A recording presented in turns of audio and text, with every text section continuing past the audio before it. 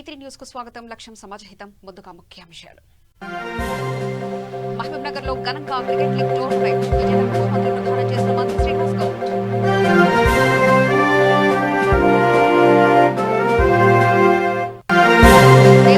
వామపక్ష నేతల జయసారథి రెడ్డి ప్రచారం సీఎం కేసీఆర్ నిరుద్యోగులను మోసం చేస్తున్నారంటూ ఫైర్.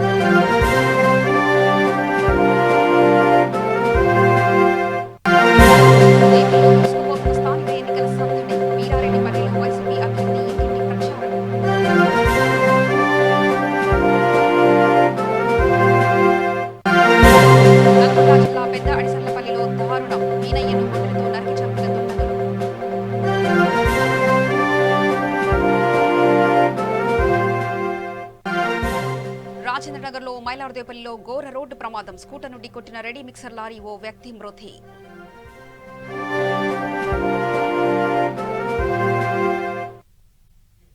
హైదరాబాద్ లో ఈ నెల 26, 27, 28న గాయత్రి కోటి మహాయాగం నిర్వహించనున్నారు. శృంగేరి శారదాపీఠం జగద్గురువులు భారతీ తీర్థస్వామి శ్రీ శ్రీ శ్రీ విధుశేఖర భారతీ తీర్థస్వామి వారి దివ్య ఆశీస్సులతో ఈ స్వధర్మ సభ నిర్వహిస్తున్నామని నిర్వాహకులు శ్రీ నారాయణపురం చక్రవర్తి తెలిపారు.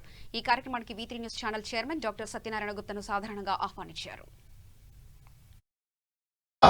మార్చిలో కోటి మహాయాగానికి ఆహ్వానించడానికి V3 CEO గారు చైర్మన్ గారిని సత్యనారాయణ గారిని ఆహ్వానించడం కొరకై ఇక్కడికి వచ్చి వారిని కలవడం జరిగింది. వారు కూడా ఈ యాగానికి కావలసిన అన్ని సదుపాయాలు, అలాగే వారి యొక్క ఛానల్ నుంచి లైవ్ ప్రోగ్రాము మరియు అలాగే ఆ కార్యక్రమాలన్నీ ప్రసారం చేస్తారని చెప్పారు. వారికి మా తరఫున స్వధర్మ సభ తరఫున ధన్యవాదాలు తెలియజేసుకుంటున్నాము.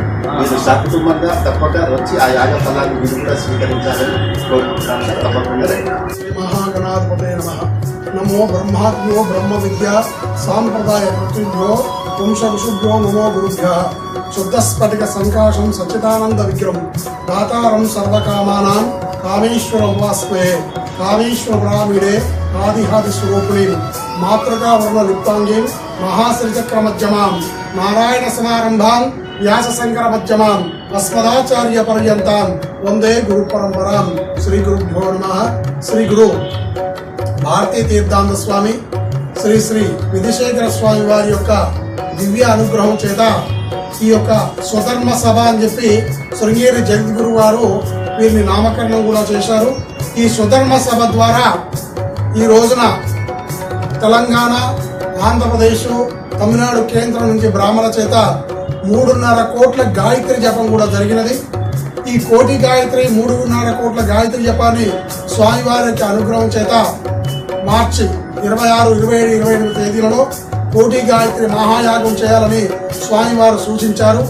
ఆ ప్రకారంగా మేమందరం కూడా 150 మంది బ్రాహ్మణ చేత, వేద పండితుల చేత ఈ కోటి గాయత్రి మహాయాగము నిర్ణయించుకున్నాము. కాబట్టిగా ఈ కోటి గాయత్రి మహాయాగం వలన జరిగే విశేషం ఏమిటి అంటే లోక కళ్యాణార్థం గురించి, ప్రకృతి వైపరీత్యాల గురించి స్వామివారు మాకు ఆదేశించారు.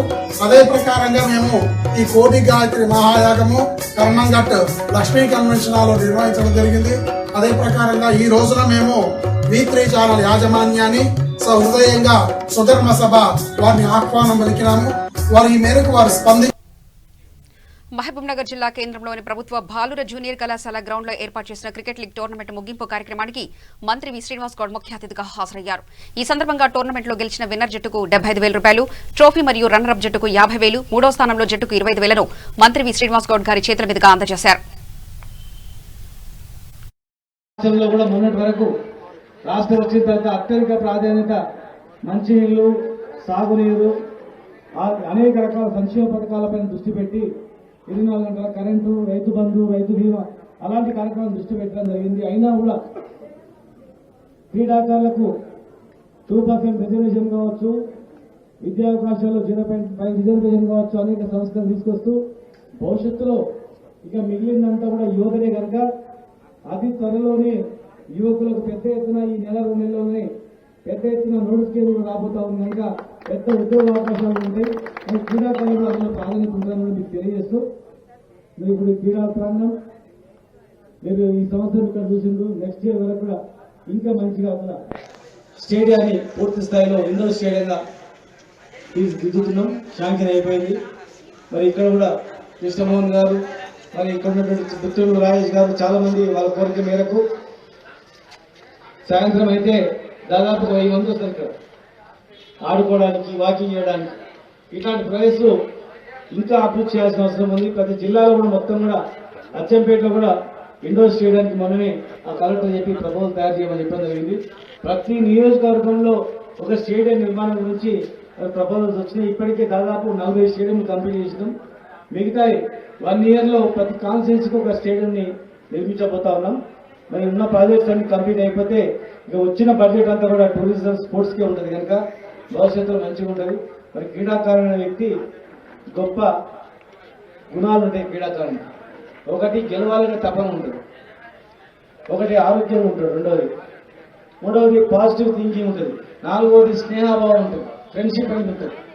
ఫ్రెండ్షిప్ ఎక్కువ విలువ అనేది ఒక క్రీడాకారుని దగ్గరనే ఉంటుంది. కనుక మీరు భవిష్యత్తులో క్రీడలు క్రికెటే కాకుండా అన్ని క్రీడలు కూడా చేయాలనేటువంటి ఆలోచన ఉంది. ఇది మంచిగా ఆడుకోండి, చదువుకోండి. భవిష్యత్ తెలంగాణ మొత్తం మీదే. ఇవాళ జరుగుతున్నటువంటి అభివృద్ధిలో మీరే పూర్తి స్థాయిలో ఫలాలు అనుభవిస్తారు. గతంలో చూసినాం, ఎంతో మంది చనిపోయారు విద్యార్థి దశలో, ఎంతో మంది ఉద్యోగులు చనిపోయారు, ఎంతో మంది ఉద్యమకాలు చనిపోయారు. ఇక రేపు చనిపోయేది ఏం లేదు. ఎంత డెవలప్ అయితే అంత మనకే. మీదే భవిష్యత్తు మొత్తం క్రీడాకారులదే. భవిష్యత్తులో క్రీడా రంగం ఇంకా పెద్దపీట వేస్తాం. యువకులు కూడా త్వరలోనే నోటిఫికేషన్ వస్తుంది కనుక ఆ క్రీడాకారులందరూ కూడా ఏదో ఒకటి constable, SIO, DSP, group 1, group 2 అన్ని అవకాశాలు వస్తాయి. ఈ 2 నెలల్లోనే ఇవ్వాలని. ఎందుకంటే మొన్ననే ప్రమోషన్స్ అయిపోయినాయి, ఖాళీలు గుర్తిస్తున్నారు. ఇప్పుడు ఈ 15 రోజుల్లో ఖాళీలు గుర్తిస్తే వచ్చే నెలలో వచ్చే నెలలో నోటిఫికేషన్ కూడా విడుదలవుతుంది. నల్గొండ, ఖమ్మం, వరంగల్ పట్టభద్రుల ఎమ్మెల్సీ ఎన్నికల్లో ప్రచారంలో భాగంగా దేవరకొండ నియోజకవర్గంలో ఎమ్మెల్సీ వామపక్ష నేత జయసారథి రెడ్డి విస్తృత ప్రచారం చేశారు. తెలంగాణ ప్రభుత్వం వచ్చాక సీఎం కేసీఆర్ నిరుద్యోగులను మోసం చేశారని జయసారథి రెడ్డి మండిపడ్డారు. 3 లక్షల ఉద్యోగాలు ఖాళీ ఉంటే 50,000 ఉద్యోగాలు భర్తీ చేయడానికి సన్నద్దమైందని ఆరోపించారు. కేంద్ర రాష్ట్ర ప్రభుత్వాలు కలిసి రైతులను, ఉద్యోగస్తులను మోసం చేస్తున్నారని విమర్శించారు.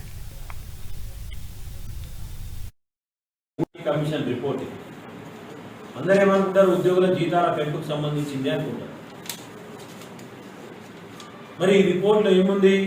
పేజ్ నెంబర్ 270లో అనేక అంశాలు ప్రస్తావిస్తూ తెలంగాణ రాష్ట్రంలో ఎన్ని లెక్కలు ఉన్నాయో కూడా చెప్పింది. ఇదిగో పల్లా రాజేశ్వరరెడ్డి, కేటీఆర్ గారు మీ దొంగ లెక్కలు అబద్ధం అనటానికి సాక్ష్యం ఇదే. ఇది నాది కాదండి, మీరిచ్చిన కమిషన్ రిపోర్ట్, మీరు పెట్టిన అధికారుల కమిటీ 4 రోజుల కింద విడుదల చేసిన నివేదిక. రాష్ట్రం ఏర్పడి 6 సంవత్సరాలైనప్పటికీ ఇంకా ఉద్యోగాల భర్తీకి సంబంధించి స్పష్టత ఇవ్వట్లేదు రాష్ట్ర ప్రభుత్వం. భర్తీ చేసావో చెప్పమంటే కూడా చెప్పట్లేదు.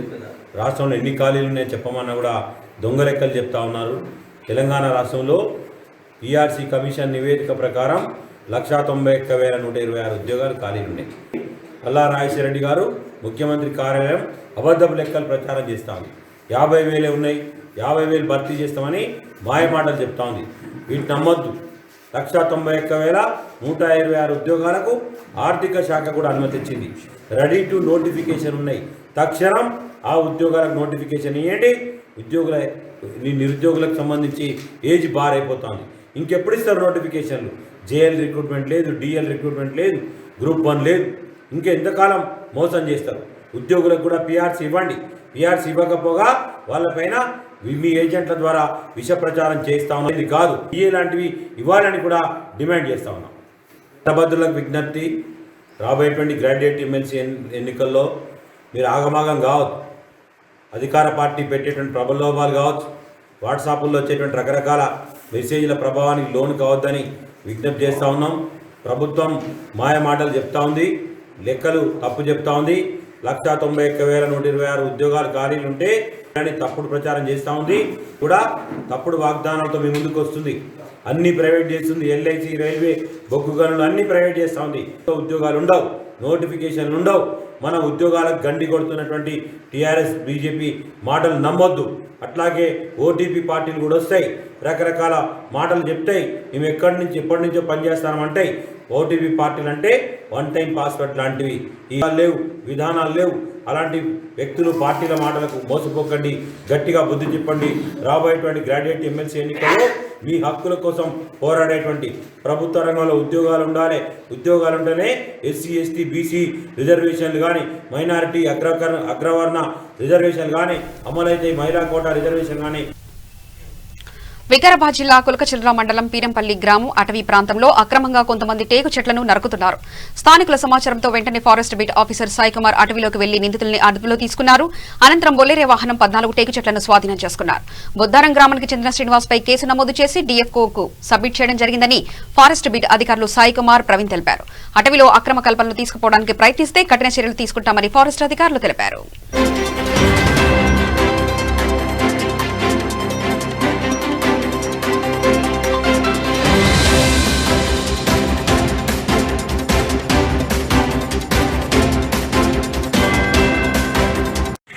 పేరు B Sai Kumar, forest section officer కులక్చల్ల.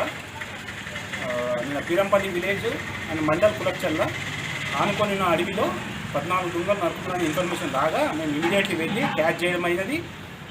14 దుంగలని వాళ్ళు బొలేరో వెహికల్ AP 22X7369 వెహికల్లో నింపుకొని వెళ్తుండగా దాన్ని సీజ్ చేసి డిఎఫ్ఓ గారికి PR సమర్పించడం.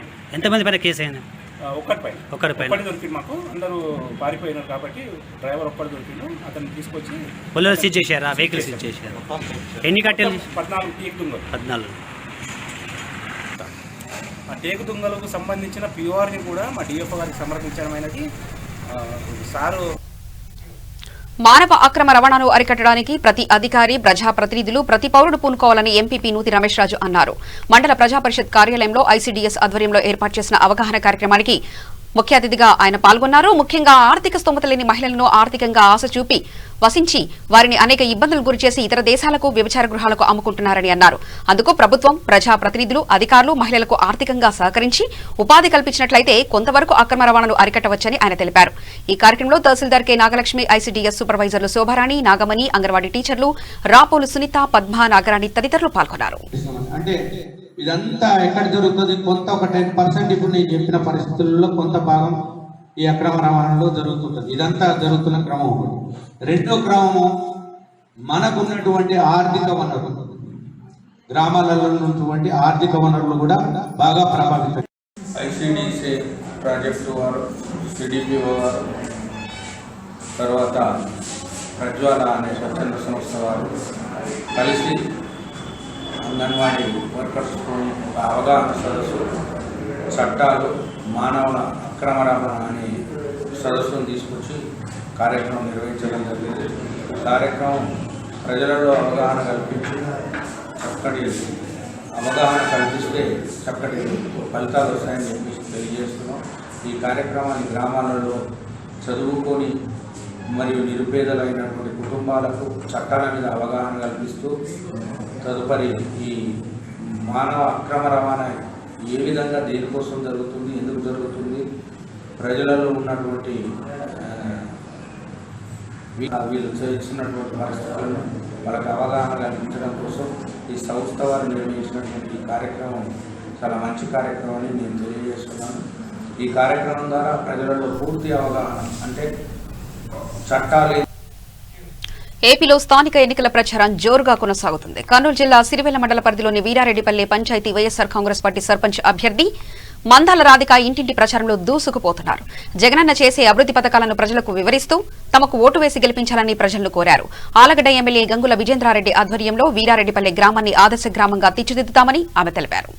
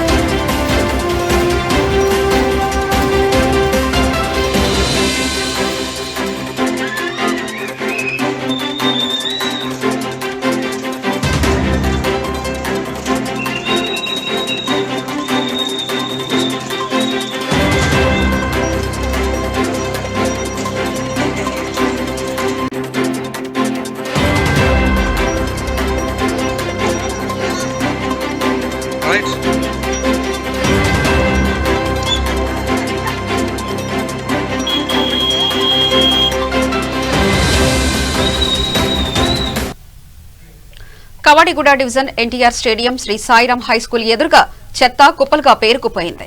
కాగా పాఠశాలలో చదువుకుంటున్న పిల్లలకు దుర్వాసన రావడం మొదలైంది. దీంతో విద్యార్థులు, టీచర్స్ చాలా ఇబ్బందులు పడుతున్నారు. అనంతరం స్కూల్ ఎదురుగా ఉన్న డస్ట్బిన్ తీసివేయాలని జీహెచ్ఎంసీ ఏఎంహెచ్ఓ హేమలతకి విన్నపించారు.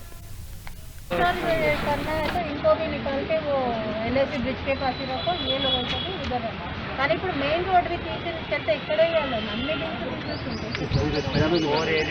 ఒకటి చెప్పండి, మీ దాంట్లో మీ ఎంపీ భీమా మైదాన్లో ఉన్న దాంట్లోనే ఎంతమంది ఆటోకి ఇస్తున్నారు మీరే చెప్పండి. ఆ రెస్పాన్సిబిలిటీ మీరు తీసుకోగలిగితే నాకు I will be the most happiest person to remove the dustbin.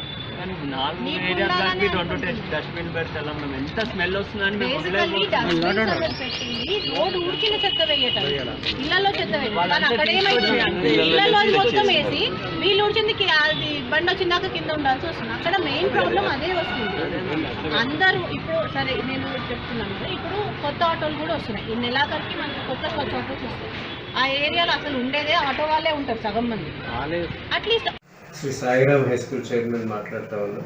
Shri Sairam school ముందు ఉన్నటువంటి డస్ట్బిన్స్ ఉండడం వల్ల మా పిల్లలకు రోగాలు వస్తూ ఉన్నాయి. వాటిని ఆ డస్ట్బిన్ తొలగించమని హెల్త్ ఆఫీసర్ అయిన హేమలత గారికి మనం విన్నవించుకున్నాం. ఆమె ఓకే చెప్పింది. కాబట్టి ఆ వర్క్ని ఎంత త్వరగా చేస్తే అంత మంచిదని నేను ఎంసీహెచ్ అథారిటీ కోరుతా ఉన్నాను. Respected authorities of Hyderabad Municipal Corporation, we bring the following for your kind and immediate necessary action. The garbage bin, which is opposite to our school, is gone disgusting with foul smell and lot of mosquitoes. The foul smell is leading to some health complications. So we request the municipal department on behalf of our school and our area around to shift the garbage bins to some other places. Nalgonda జిల్లా పెద్ద అడిసర్లపల్లి మండలం మల్లాపురం గ్రామంలో ఓ వ్యక్తి దారుణ హత్యకు గురయ్యారు. గ్రామానికి చెందిన మేడబోయిన మీనయ్యను కొందరు గుర్తు తెలియని వ్యక్తులు వ్యవసాయ పొలం వద్ద హత్య చేశారు. మీనయ్య కాళ్లు చేతులు నరికి ఘోరంగా చంపారు. సమాచారం అందిన వెంటనే పోలీసులు అక్కడికి చేరుకుని మృతదేహాన్ని స్వాధీనం చేసుకున్నారు. కేసు నమోదు చేసి దర్యాప్తు చేపట్టారు. హత్యకు భూతగాదాలే కారణమని పోలీసులు భావిస్తున్నారు.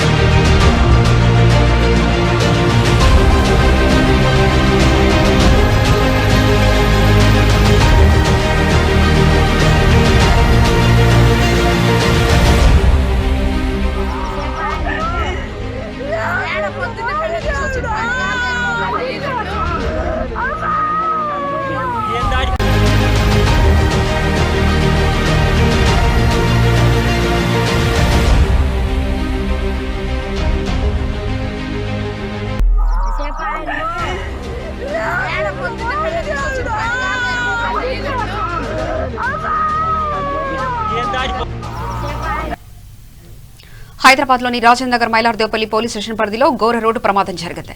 మహిఫిల్ హోటల్ నుంచి శాస్త్రిపురం వెళ్లే దారిలో దుర్గామాత దేవాలయం సమీపంలో రెడీమిక్స్ లారీ బీభత్సం సృష్టించి యాక్టివా స్కూటర్ను ఢీకొట్టింది. ఈ ప్రమాదంలో ఓ వ్యక్తి అక్కడికక్కడే మృతి చెందాడు.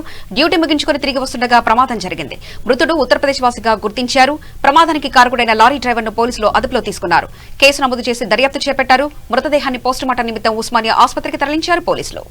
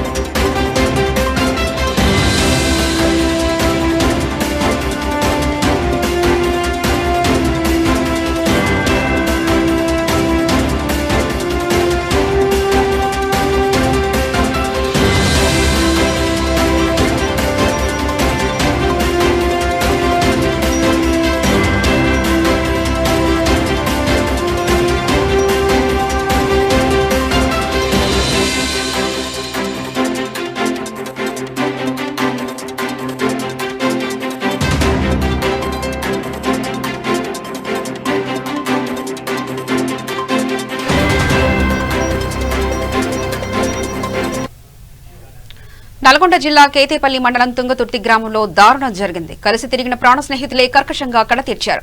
ఇది కూడా అతనితో ప్రాణానికి ప్రాణంగా ఉండే ప్రాణ స్నేహితులే అతి కిరాతంగా పక్కా ప్లాన్ తో అతన్ని హతమార్చారు.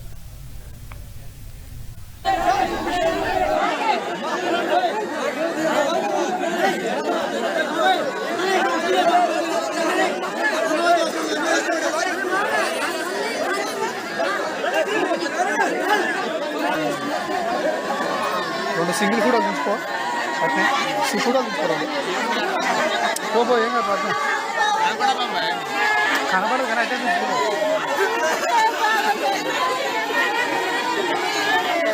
బండి యాక్సిడెంట్ వైజ్గా పెట్టిర్రు. మా తమ్ముడు యాక్సిడెంట్ అయిపోయినోడు అయితే మా తమ్ముడు పడ్డకాడ లేడు. ఒకటి.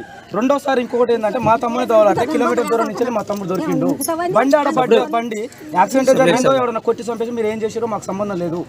డిపార్ట్మెంట్ వచ్చేంత వరకు పోలీసులకు ఇన్ఫార్మ్ చేయాలి. పోలీసులకు ఇన్ఫార్మ్ చేయలేదు. ఇన్ఫార్మ్ లేకుండా వితౌట్ ఇన్ఫర్మేషన్ తోటి బండి తీసేసిర్రు. ఒకటి.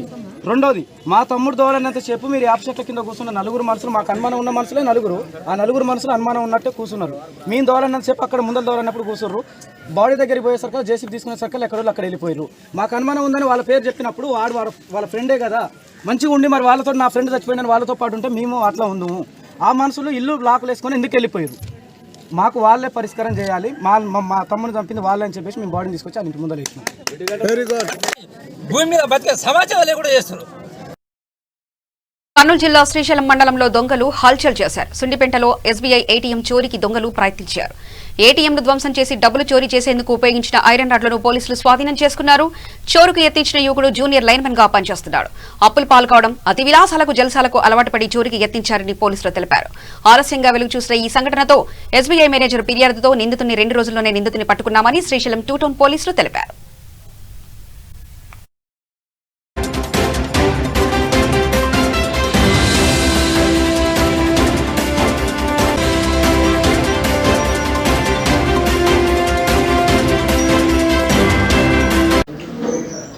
గత 2వ తేదీ రాత్రి ఎస్బీఐ ఏటీఎంని చోరీ చేయడానికి ఒక వ్యక్తి ప్రయత్నించాడు. దాని మీద 3వ తేదీ నాడు ఎస్బీఐ బ్యాంక్ మేనేజర్ గారి కంప్లైంట్ మీద కేసు రిజిస్టర్ చేయడం జరిగింది. దాని మీద వెంటనే కానిస్టేబుల్స్, ఎస్ఐలు 2 దృష్టి నిలిపి నేరం జరిగిన 2 రోజుల్లోనే ఆ చోరీకి ప్రయత్నించిన నిందితుడిని పట్టుకోవడం జరిగింది. అతను సున్నిపేట గ్రామ నివాసి, పేరు ఉదార అభిషేక్, జూనియర్ లైన్మెన్గా పనిచేస్తున్నాడు ఇక్కడే. దీనిలో ముఖ్యాంశం ఏమంటే అతనికి తాగుడు అలవాటు ఉంది. విలాసాలు చేసే ఖర్చులకి డబ్బులు లేక ఇవి లేక ఇంట్లో ఎప్పుడు గొడవ పడేవాడు. ఒకసారి అప్పులు ఉన్నాయి. ఒకసారిగా ఈ అప్పులు తీర్చాలా, ఇంట్లో వాళ్ళ మెప్పు పొందాలనే ఉద్దేశంతో యూట్యూబ్లో ఏటీఎంని ఎలా దొంగతనం చేయాలనేసి యూట్యూబ్లో చూశారు. యూట్యూబ్లో చూసి దాని నుంచి ప్రేరణ పొంది సులభంగా డబ్బు ఎలా సంపాదించాలి, ఏదో విధంగా తొందరగా డబ్బు సంపాదించాలనే ఉద్దేశంతో రాత్రి 2వ తేదీ రాత్రి దానికి కావాల్సిన రాడ్డు ఇవన్నీ తీసుకొనేసేసి ఏటీఎంను పగలగొట్టడానికి ప్రయత్నం చేశాడు. కానీ అతన్ని సక్సెస్ కాలేకపోయాడు. దానిలో తిరిగి వెళ్ళిపోయాడు. ఉదయం బ్యాంకు మేనేజర్ రిపోర్ట్ ఇచ్చిన తర్వాత మా సిబ్బంది ఇన్వెస్టిగేషన్ చేసి అతనిని పట్టుకొని విచారిస్తే తను చేసిన నేరం ఒప్పుకున్నాడు. వార్తలు ముగించే ముందు ముఖ్యాంశాలు మరోసారి చూద్దాం. మహబూబ్నగర్ లో ఘనంగా క్రికెట్ లీగ్ టోర్నమెంట్ విజేతలకు బహుమతులు ప్రదానం చేసిన మంత్రి శ్రీనివాస్ గౌడ్.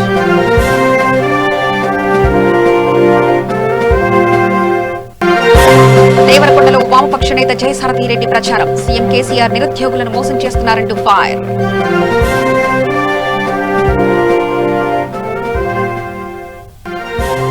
ఏపీలో దూసుకుపోతున్న స్థానిక ఎన్నికల సందడి. వీరారెడ్డిపల్లిలో వైసీపీ అభ్యర్థి ఇంటింటి ప్రచారం.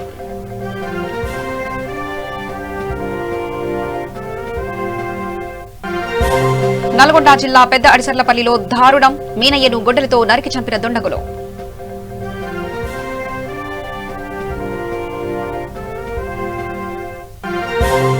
రాజేంద్రనగర్ మైలార్దేపల్లిలో ఘోర రోడ్డు ప్రమాదం. స్కూటర్ని ఢీకొట్టిన రెడీ మిక్సర్ లారీ, ఓ వ్యక్తి మృతి.